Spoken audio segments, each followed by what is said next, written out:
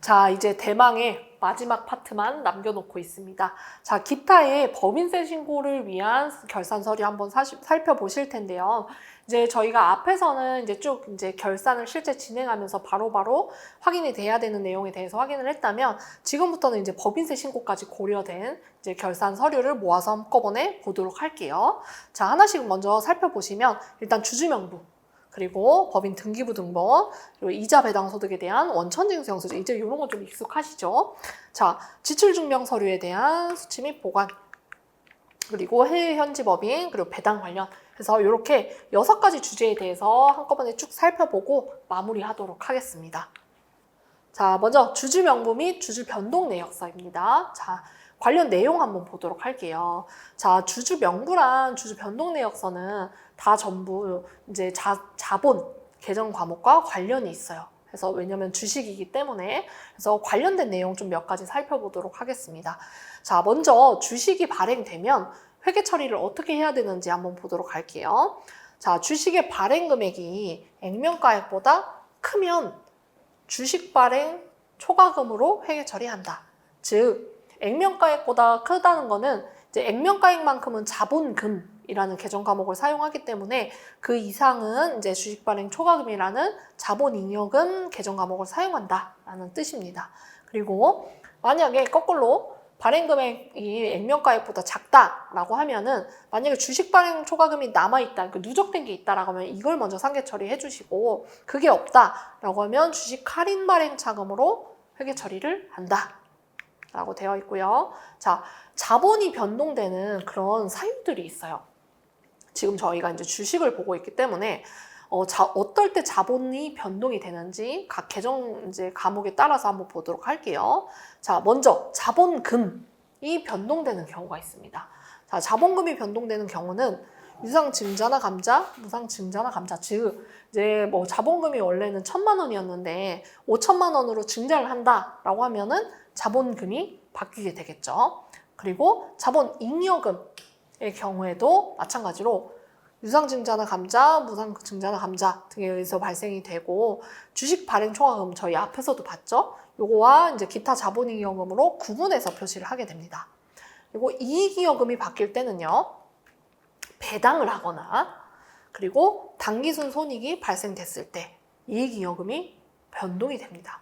그래서 배당을 하게 되면 이익잉여금이 감소하게 되겠고, 당기순 이익이 발생하느냐, 당기순 손실이 발생하느냐에 따라서도 이익잉여금은 바뀌게 돼요. 자, 다음으로 넘어가서 주식 등 변동 상황 명세서 한번 보도록 할게요. 자, 요렇게 생긴 서식이 바로 주식 등 변동 상황 명세서예요. 그래서 요 변동 상황 명세서에는 이 법인의 자본금이 언제 변동이 얼마로 변동이 되고 어떻게 감소가 되고 뭐 증가가 되고 이런 내용들이 다 들어가고요. 그리고 주주가 어떤 사람이 얼마만큼 주식을 보유하고 어떤 사유로 주식을 취득하게 됐는지에 대한 내용이 굉장히 상세하게 들어가는 서식입니다. 그래서 간혹 가다가 이제 법인에서 요 서류를 어딘가에 제출하셔야 되는 상황이 있으실 때가 있으신 것 같아요. 그래서 요거는 세무사무실에다가 요청을 해주시면 저희는 이제 법인세 신고를 하면서 항상 마감하는 서류이기 때문에 요 서류는 세무사무실에 요청해 주시면 이제 받으실 수 있습니다. 자, 주식 등 변동상황 명세서는 주식의 출자 지분이 변동이 있을 때 그때 세무서에다가 제출을 해야 돼요. 그래서 변동이 없으면 제출할 의무는 없고요. 변동이 있을 때만 제출을 하게 됩니다. 그래서 뭐 예를 들어서 주주가 바뀌었거나 주식을 양도했거나 자본금이 바뀌었거나 하는 경우에, 이런 경우에 제출을 하게 되고, 만약에 제출하지 않았거나 제출 내역이 불분명하면 가산세가 발생이 돼요. 따라서 이 주식에 대한 변동 사항이 있으면 그 해에는 반드시 이걸 챙겼다가 제출해야 됩니다. 왜냐면 가산세가 붙어 있는 거라서 굉장히 주의하셔야겠죠. 자, 주주명부 같은 경우에는 이제 주주 및 주권에 관한 사항을 명확히 하기 위해서 작성하는 이제 내부적인 장부예요. 그래서 이런 식으로 생겼지만 사실은 요거랑 조금 다른 양식으로 가지고 계신 경우도 있으실 거예요. 다만 이제 몇 가지 주의하실 사항이 있는데요. 먼저 직인이 찍혀 있어야 되고, 그리고 작성일이 최근 3개월 이내의 서류를 요구하는 경우에는 다시 발급을 해서 이제 제출을 해야 된다라는 겁니다. 그런데 지금 보시면 여기서부터 여기까지는 꼭 작성을 하지 않아도 이제 효력이 인정되기 때문에 보통은 이제 여기까지 작성이 되어 있는 것 같아요. 그래서 각 주주가 어떤 사람이 얼마만큼 주식을 소유하고 있다라는 내용을 확인할 수 있는 서식이고요. 이 내용을 확인해서 주주 명부를 가지고 주식 등 변동사항 명세서를 작성한다라고 이해해 주시면 되겠습니다. 자, 두 번째 법인 등기부등본 한번 볼게요. 자, 법인 등기부등본은 이렇게 생겼는데 여기에서 저희가 어떤 걸 확인해야 되는지 한번 보도록 하겠습니다. 자, 등기부등본에서는 일단 법인의 기본 정보를 확인을 해야 돼요. 그래서 법인세를 신고할 때 이 법인의 기본 사항을 확인하기 위한 서류로서 발급을 받고 있습니다. 그래서 주소, 본지점 내역, 발행 주식수, 액면가액 이런 것들을 확인을 해서 이 신고하는 날, 신고 기준일상 내용과 일치하는지를 먼저 확인을 해야 돼요. 그래서 저희가 앞에서도 결산정 확인사항 되게 지금 굉장히 앞에 있던 일이죠. 자, 결산정 확인사항에서도 법인 등기부등본을 가지고 뭐 주소를 확인한다 뭐 이런 내용이 나왔었어요. 그래서 이렇게 주소 증자를 하신 건 없는지 뭐 변동사항이 더 있진 않은지 이런 거를 반드시 등기부등본에서 확인을 해야 된다라는 내용 체크하시고요. 자, 발급 방법은 인터넷 등기소라는 홈페이지에서 발급받으실 수 있습니다. 자, 세 번째로 넘어가서 이제 이자 배당 소득 원천 징수 영수증 한번 볼게요. 자, 이자 배당 소득도 앞에서 몇 번 나와서 이제 조금 익숙하시죠. 그래서 법인이 이자나 배당 소득을 받게 되면 그 지급을 받을 때 세금을 일부 원천 징수하고 나서 받기 때문에 요거는 선납세금으로서 자산으로 잡아주셔야 된다라는 내용입니다. 그래서 선납세금은 미리 납부한 세금이라는 개념으로 예적금의 이자소득세나 지방소득세 그리고 법인세 중간예납인 경우에도 선납세금으로 처리를 하게 돼요. 그래서 이 선납세금은 나중에 우리가 법인세를 최종적으로 납부할 때 기납부세액으로서 차감하고 나머지만 납부하게 된다는 거. 그래서 결산할 때도 잘 잡아주셔야겠죠. 자, 회계 처리 한번 보도록 할게요. 자, 금융기관 예금에서 이자 수익 100만 원이 발생하고 원천 징수를 한 다음에 나머지만 받았다라고 하면 예금 들어오고요. 그리고 이자 수익, 원천세, 선납세금 잡아줍니다. 근데 이게 저희가 그냥 통장의 거래 내역만 가지고서 이제 입력을 하다 보면은 통장에 84만 6천 원이 꽂혔기 때문에 이자 수익도 저희가 이걸 846으로 84만 6천 원으로 처리를 하는 경우가 있어요. 그런데 이렇게 처리를 먼저 해놓더라도 나중에 꼭 이 원천징수 영수증을 발급을 받으셔서 이 내용을 반드시 확인을 하셔야 됩니다. 세금이 붙어 있었는지 없었는지를 반드시 확인을 하셔가지고 요거를 처리를 해주셔야 된다는 거. 나중에 이렇게 수정을 좀 해주셔야 되는 거죠. 회계 처리를. 자, 중간예납세액으로 100만 원 냈다라고 하면 선납세금 잡아주시고 그리고 확정신고할 때 법인세를 신고를 확정을 지었을 때 최종적인 세금이 이렇게 나왔다는 거예요. 그러면 이 550만 원을 법인세 비용으로 확정된 법인세 비용으로 잡아주시고 선납세금 있던 거 상계 처리해 주시면서 미지급세금 나머지 잡아주시면 되는 거고요. 납부하실 때 이 미지급세금 이렇게 상계 처리해 주시면서 납부해 주시면 되겠습니다. 그래서 여기도 보시면 저희 왜 앞에서 공단 예수금 그리고 세무서랑 구청 예수금 이런 거 이제 보셨던 것처럼 이렇게 선납세금이랑 미지급세금도 마찬가지로 국세랑 지방세 나눠서 거래처 코드를 걸어주고 있어요. 자, 이자소득 원천징수 영수증은 이렇게 생겼고요. 지금 보시면 각각 이자 얼마, 세금 얼마 이런 거를 거래 내역별로 확인하실 수가 있어요. 그래서 여기에서 이제 세금을 확인해 주시면 되겠고 원천징수 영수증에서는 여기 징수 의무자도 중요합니다. 자, 결산할 때는 요것만 가지고서도 결산을 할 수 있어요.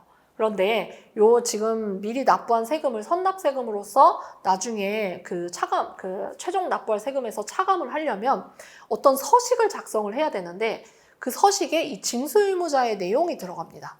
그래서 반드시 이 원천징수 영수증이 있어야지만 입력이 가능한 부분이라는 거 체크하고 넘어갈게요. 자, 발급 방법은 이제 이자소득은 금융기관에서 발급받으시면 되시고 배당은 배당금을 지급한 회사에 이제 원천징수 의무자에게 요청을 해주시면 받으실 수가 있어요.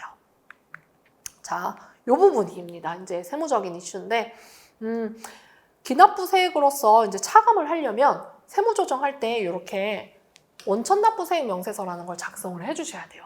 근데 이걸 작성을 하려면 뭐 이자 배당 금액도 있지만 여기 원천징수 의무자에 사업자 등록번호랑 상호가 들어가게 돼 있습니다. 해서 사업자 등록번호를 모르면 입력할 수도 없고 그리고 기납부세액으로 차감할 수도 없기 때문에 반드시 요 원천징수 영수증을 통해서 작성을 해주시기를 부탁드리고요. 자, 넘어가서 이제 네 번째 지출증명 서류의 수취 의무를 한번 보도록 할게요. 자, 지출증명 서류의 수취 의무. 자, 사업자로부터 재화나 용역을 공급을 받고 대가를 지급할 때는 반드시 적격 증빙을 받으셔야 된다라는 내용입니다. 그래서 이렇게 적격 증빙, 카드, 연금 영수증, 세금 계산서, 그리고 면세 계산서 이렇게 네 가지 있고요. 자, 현금 영수증은 이제 소득 공제용이 아니라 지출 증빙이어야 한다라는 거죠. 그래서 이렇게 네 가지 적격 증빙을 받아주셔야 된다라는 거. 대신에 적격 증빙을 받지 않아도 되는 이 면제 대상이 되는 거래가 있어요. 그래서 여기에 이제 몇 가지만 조금 보시면 일단 건당 3만 원 이하인 경우. 자, 이제 접대비도 동일하죠. 이제 접대비는 원래 이제 10,000원이었는데 접대비도 금액이 맞춰져서 건당 3만 원 이하인 경우에는 간이 영수증으로도 증빙이 될 수 있어요. 그리고 지금 보시면 뭐 택시 운송 영역, 그리고 유료도로 통행료, 그리고 이렇게 거래 내용이 확인되는 매매계약서 사본을 첨부하는 경우에 건물 구입, 그리고 마지막에 송금 명세서. 그래서 우리가 왜 송금 명세서를 작성할 수 있으면 이제 적격 증빙을 받지 않아도 된다라는 이제 말씀을 몇 번 드렸는데 그게 여기에 들어가 있기 때문입니다. 그래서 이렇게 면제 대상이 있다라는 거. 자, 송금 명세서 제출 대상 한번 또 간단하게 볼게요. 앞에서도 보셨지만, 자, 간이가세자로부터 받는 부동산 임대, 임가공, 그리고 부동산 중개, 뭐 인터넷 이런 것들 있다라는 거. 자, 그런데 이 앞에 송금 명세서 제출 대상 거래에 해당이 된다라고 하면은 우리가 이걸 작성을 해서 제출을 해야 됩니다. 법인세 신고할 때. 근데 지금 보시면은 뭐 금액, 뭐 송금 일자, 뭐 은행 계좌번호 이런 거는 그 송금을 했기 때문에 그 인터넷 뱅킹 같은 데서 확인을 하실 수가 있어요. 근데 여기 보시면 이런 것들이 있습니다. 자, 그래서 우리가 아무리 송금명세서 제출 대상이라고 하더라도 거래 상대방의 사업자 등록번호나 이런 것들을 확인할 수가 없으면 이 송금명세서를 작성할 수가 없어요. 따라서 이 사업자 등록번호 같은 법인의 그러니까 거래 상대방의 인적사항을 확인하려면 영수증이라도 반드시 있어야 되겠죠. 그래서 송금만 하고 나머지 서류가 아무것도 없으면 이걸 작성을 할 수가 없습니다. 따라서 간이 영수증이라도 받아서 이 송금 명세서를 작성할 수 있도록 하셔야 된다라는 거 체크하고 넘어갈게요. 자, 만약에 적격 증빙을 받았는데도 이거 적격 증빙을 받지 않는 걸로 보는 그런 경우도 있습니다.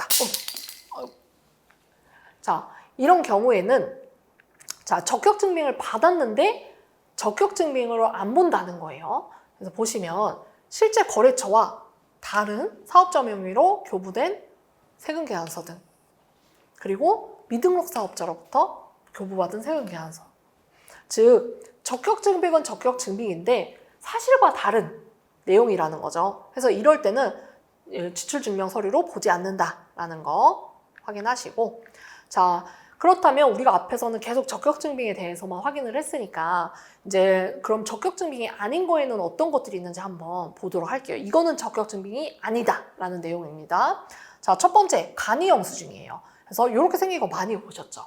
그래서 세금 계산서는 필요적 기재사항이라는 입력해야 되는 사항이 있는데 여기에 필요적 기재사항 중에서 공급받는 자랑, 부가세를 별도로 기재하지 않는 거예요. 요게 바로 간이 영수증입니다. 그리고 두 번째 거래명세서, 요거 되게 많이 보셨죠. 그래서 판매 내용을 자세하게 적은 문서인데 요건 적격 증빙이 아니다라는 거. 자, 세 번째 입금표, 요것도 보셨을 거예요. 요거는 그냥 단순히 대금을 받았다라는 내용입니다. 따라서 적격 증빙이 아니고요. 자, 네 번째 지출결의서, 요것도 많이 보셨죠. 자, 지출결의서는 내부에서 상부의 승인 요청을 위해서 사용하는 서류이기 때문에 요건 적격 증빙이 아니다라는 내용입니다. 자, 이 비적격 증명서, 그러니까 정규 증빙이 아닌 것 중에서 간이 영수증만 조금 더 정리하고 갈게요. 자, 간이 영수증은 일단 적격 증빙이 아니고요. 자, 건당 3만 원 이하 접대비도 동일한 경우에 이때는 증빙 처리가 가능하다라는 점입니다.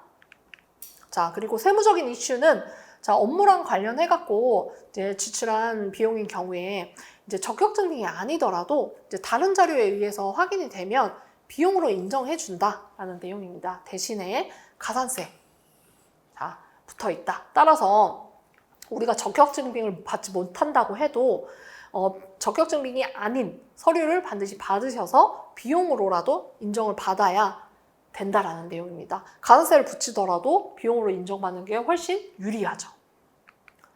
자, 조금 조심해 주셔야 되는 상황 보시면 일단 간이 영수증에는 그래도 이런 기본적인 거래 내용이 들어가 있어야 된다라는 내용이에요. 앞에서 저희가 간이 영수증은 그 세금계산서 필요적 기재 사항 중에서 공급받는 자랑 부가세가 별도로 기재되어 있지 않은 서류라고 했어요. 따라서 이런 뭐 본인의 사업자 등록 정보나 거래 금액이나 일자나 이런 이 거래 사실을 확인할 수 있는 내용은 최소한 들어가 줘야 그래도 영수증으로서 인정을 받을 수 있다라는 내용입니다. 자, 이제 다음으로 넘어가서 해외 현지 법인 한번 보실게요. 이것도 이제 많이 해당되시는 경우는 없기 때문에 아주 간단히 개념만 살펴보겠습니다. 자, 일단 해외 현지 법인이란 외국한 거래법상 해외 직접 투자 법인 또는 자본거래 대상인 해외 법인을 뜻하고요. 해외 직접 투자나 자본거래는 좀 보시는 것처럼 교재에 나와 있습니다. 자, 이런 경우 이제 해외 법인의 경영에 참여하기 위해서 직접 투자를 한 경우 등에는 이런 해외 현지 법인 등에 대한 자료를 제출할 의무가 생겨요. 그래서 해외 현지 법인 명세서를 제출을 해주셔야 되고요. 요걸 제출하지 않게 되면은 이제 제재가 있기 때문에 제출을 해주셔야 됩니다. 자, 보시면 이렇게 해외 현지 법인 명세서 해갖고 지금 뭐 해외 어떤 법인지 어떤 법인의 인적사항 그리고 뭐 투자한 내용 이런 것들이 이제 들어가는 거고요. 그리고 저희가 보시는 거 뭐 재무상태표처럼 생긴 이런 거 해외 현지 법인 재무상황표 이런 것도 작성해서 제출해야 된다라는 거 개념만 확인하고 넘어갈게요. 자, 드디어 마지막 이제 배당입니다. 자, 배당 관련 서류 한번 보도록 할게요. 자, 배당이란 주주들은 출자한 기업에서 이익이 발생하는 경우에 배당받을 권리가 발생이 되는데 이 배당이란 주주한테 이익을 분배하는 걸 뜻해요. 따라서 회계처리 한번 보시면 자, 배당을 결의했다, 배당하기로 했다라고 하면 미처분 이익잉여금을 감소시켜 주시면서 미지급 배당금이라는 부채를 증가시켜 주시는 거예요. 그리고 지급할 때 요걸 상계 처리해 주시면서 지급해 주시면 되겠습니다. 그래서 요거 보고 요 정도만 보고 넘어가도록 할게요. 간혹 가다가 요거 분개하실 때 이익잉여금이 들어가야 되는지 뭐 미처분은 이익잉여금이 들어가야 되는지 뭐 요런 게 조금 개정 과목이 여러 개 있어서 헷갈리실 수 있는데 미처분 이익잉여금이 들어가야 된다라는 거 체크하시고 자, 세무적인 이슈는 일단 배당을 지급하게 되면 원천 징수를 해야 돼요. 그래서 배당금 지급할 때 원천 징수 의무가 발생이 되는데 법인한테 지급할 때는 제외가 된다라는 거. 그리고 원천 징수 시기는 배당을 지급할 때 원천 징수한다. 몇 프로로? 자, 여기 여러 가지 세율이 있지만 일반적인 배당은 14%입니다. 따라서 지방소득세까지 하면은 15.4%를 원천 징수해야 된다라는 거. 자, 두 번째는 배당소득 지급 시기 의제라는 제도가 있는데 이게 굉장히 중요합니다. 자, 앞에서 우리가 원천 징수는 배당금을 지급할 때 해야 된다라고 했어요. 그런데 배당 기준일로부터 3개월이 되는 날까지 아직 지급을 안 했으면 이 3개월이 되는 날 지급한 걸로 보고 원천 징수를 해야 된다라는 거예요. 그러면 우리가 이제 보통 12월 말 결산 법인인 경우엔 3월에 법인세 신고를 할 때 이제 그때 배당에 대해서 이제 신고를 하게 되는데 그러면 그 3개월이 되는 날, 그로부터 3개월이 되는 날은 이제 6월이 될 거예요. 그래서 6월이 되는 날까지 이제 지급하지 않으면 그때 지급한 걸로 보고 원천 징수를 해야 된다는 겁니다. 그러면 7월 10일 날 원천세 신고를 해야 된다는 거예요. 따라서 배당금 지급을 아직 하지 않았다라고 하면은 지급할 때까지 계속 기다렸다가 아직 원천징수 안 해도 되지라고 이렇게 생각하고 넘어가다가 7월 10일이 지나게 되면은 요거는 신고 기간을 놓치는 거라고 보셔야 돼요. 그래서 반드시 요거는 계속 지급하는지 안 하는지를 챙겨 두셨다가 지급 시기가 이제 3개월 이상 지났다라고 하면은 요때 원천징수해서 신고하셔야 된다라는 점 요거 체크하고 넘어가도록 할게요. 자, 배당은 이렇게 배당 결정 내역을 이제 내부에서 서류로 이제 작성해서 보관하고 계실 텐데요. 일단 정기 배당이나 이제 중간 배당을 이제 결의한 경우에는 재무제표 중에 이제 이 미처분 이익이익여금 처분계산서에 기재를 해서 이익이익여금을 감소를 시켜 주셔야 돼요. 근데 우리가 법인세 신고할 때 뭐 회계 처리를 통해서 아직 배당금이 지급된 경우가 아니기 때문에 누락시킬 가능성이 큽니다. 여기에 입력을 해주셔야 되는데 따라서 이 배당 결정 내역을 보시면서 반드시 요 이익이익여금 처분 계산서에다가 입력을 해주셔야 된다는 거. 우리 아까 앞에서 재무제표는 수정되지 않는다라고 배웠었죠. 따라서 재무제표에 입력되지 않으면 수정할 수 없기 때문에 반드시 확인해서 처리를 해주셔야 됩니다. 자, 여기까지 해서 이제 모든 내용을 마쳤는데요. 우리 제일 앞에서 결산하면 떠올랐던 그런 질문을 한번 되새겨 보고서 마무리하도록 할게요. 자, 결산의 범위, 어디서부터 어디까지가 결산이지? 한번 우리 오늘 진행했던 그 강의 내용들 떠올려 볼까요? 우리 회계순환 과정 얘기하고 막 했었어요. 그래서 어디까지 하면 결산이 마감된다라는 얘기 했었고요. 그리고 결산 서류, 각각 어디에 쓰이는 거지? 그리고 이게 어떤 게 있어야 되지? 우리 쭉 봐왔던 결산 서류들을 한번 떠올려 보시고요. 그리고 결산할 때 고생하지 않으면 미리 챙겨야 되는 게 뭐지? 우리 결산할 때 거래 발생 시점부터 챙길 수 있는 것도 있었고, 그리고 결산할 때 법인세 신고까지 고려해서 챙겨야 되는 그런 자료들도 있었어요. 그래서 오늘 처음 떠올려왔던 이 질문들에 대한 해답을 이 오늘 교육을 통해서 한번 다 해답을 찾아보셨는지 한번 머릿속에 떠올려 보시면 좋을 것 같아요. 자, 우리 처음에 보셨던 목차 한 번씩 보시면서 마무리하도록 하겠습니다.